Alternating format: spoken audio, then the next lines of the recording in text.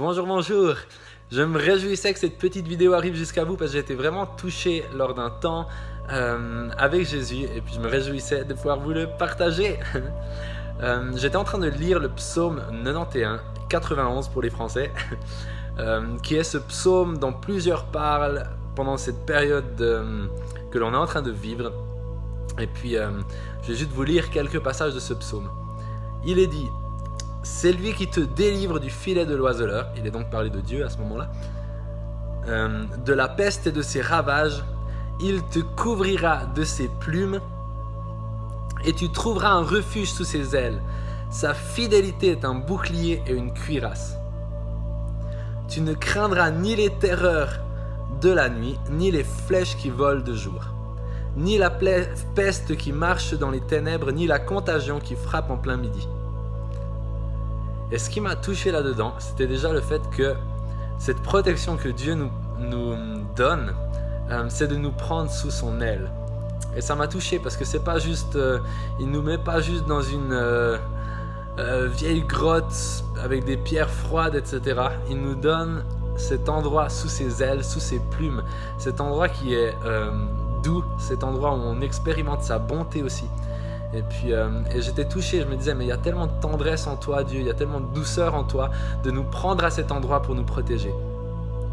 Et puis alors que j'étais en train de lire ça, tout d'un coup j'ai eu cette impression que si Dieu est notre bouclier, et puis s'il y a des flèches qui volent dans tous les sens, ce qui est probable c'est que ce bouclier qu'il est se soit pris des flèches. Alors nous on est de l'autre côté du bouclier et on n'a rien senti. On est à l'intérieur de son aile et on sent rien, on est caché sous ses ailes, caché dans ses plumes, et on est tellement béni par cela. Mais de l'autre côté de ses plumes, il est probable que Dieu soit touché en fait.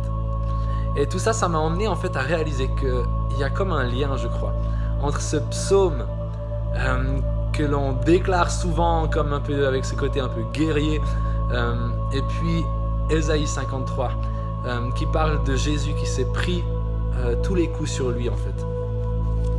Et puis j'avais cette impression que c'était comme si c'était l'autre côté de la pièce, le revers de la pièce.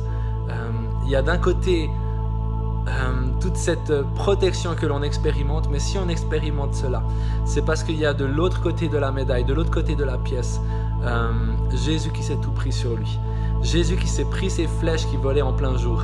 Jésus qui s'est pris cette contagion, pris ces maladies. Et c'est ce qu'il est dit dans le psaume 53, Ésaïe 53, et je vais vous lire quelques versets. Cependant, ce sont nos souffrances qu'il a portées, Jésus donc. C'est de nos douleurs qu'il s'est chargé. Et nous l'avons considéré comme puni, frappé de Dieu et humilié. Mais il était blessé pour nos péchés, brisé pour nos iniquités. Le châtiment qui nous donne la paix est tombé sur lui. Et c'est par ces meurtrissures que nous sommes guéris. Et ça m'a touché en fait, de réaliser que oui, on expérimente cette protection de Dieu, oui, on peut l'expérimenter. Et je nous encourage à continuer à déclarer ce psaume 91, 91, à continuer à le déclarer sur nos vies, mais avec cette perspective que si l'on peut expérimenter cela, c'est parce que de l'autre côté de l'aile dans laquelle on est protégé, Jésus s'est pris tous les coups sur lui.